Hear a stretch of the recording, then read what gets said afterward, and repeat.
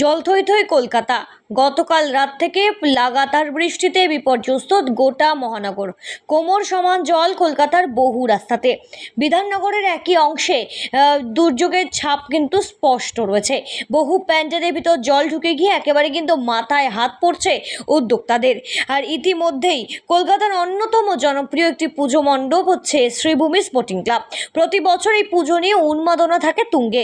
দূর দূরান্ত থেকে বহু মানুষ ভিড় জমান এই পুজো মণ্ডপে। মহালয়ার দিন থেকেই পুজো মণ্ডপটিতে ভিড় দেখা গিয়েছে। তবে গতকাল রাতে যতই বৃষ্টি হোক না কেন, যতই মহানগরবাসী হিমশিম খাক যাতায়াত করতে, তবুও কিন্তু শ্রীভূমি স্পোর্টিং ক্লাবের পুজো মণ্ডপের সামনে রাস্তায় জল জমে থাকলেও সেই জল পেরিয়েও কিন্তু বহু দর্শনার্থীরা ভিড় জমাচ্ছেন মণ্ডপে। তারপরেও পুজো নিয়ে উন্মাদনা যে কোনোভাবেই কমেনি দর্শনার্থীদের, সেটা বোঝা যাচ্ছে আজকের ভিড় দেখে। সকাল থেকেই জল পেরিয়ে অনেক মানুষ মণ্ডপের সামনে আসেন, ভিড় জমিয়েছেন, সেলফিও তুলছেন বহু দর্শকরা।